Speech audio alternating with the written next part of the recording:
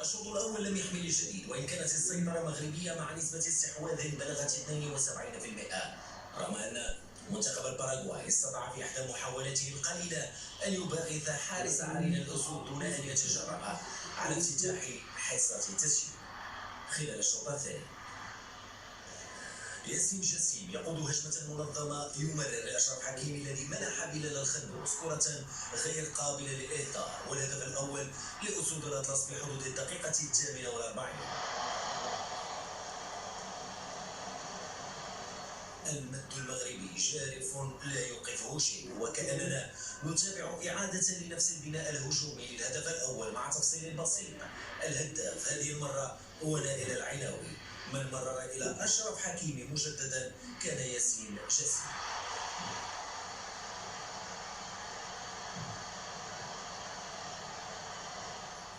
الآلة الهجومية للأسود انفلتت عن عقالها، وأصبحت السيطرة مطلقة خلال الشطر الأول من الجولة الثانية، فيما ياسين جسيم أثبت أنه جدير بالرسمية في صفوف منتخب بروح الفريق بعيدا عن أرقام النتائج الخادعة.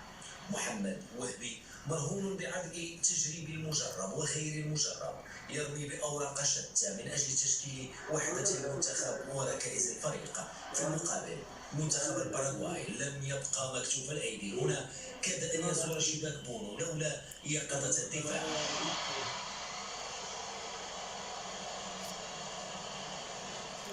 بونو معاتبا أحد لاعبي المنتخب كان يستشعر أن الخطر بات قريبا من شباكه، وكذلك كان الحال. عمر فريدريكو فيرنانديز يسجل هدفا اتضح أنه كان من نقطة تسلل. دقائق بعد ذلك غوستافو كابايرو هذه المرة يسجل هدفا مشروعا في شباك ياسين بونو.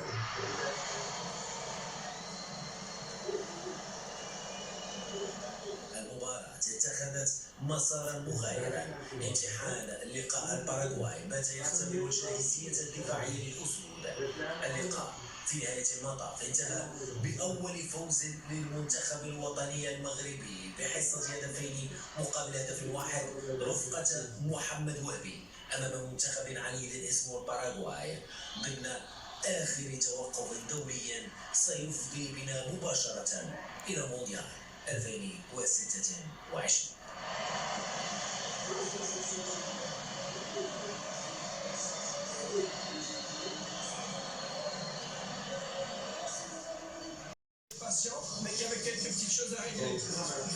كان من الضروري التحلي بالصبر، غير أن بعض التفاصيل البسيطة كانت بحاجة إلى التصحيح، ولا سيما في مسألة التمركز إلى جانب عناصر سبق أن اشتغلنا عليها بهدف إرباك الخصم في بعض المساحات.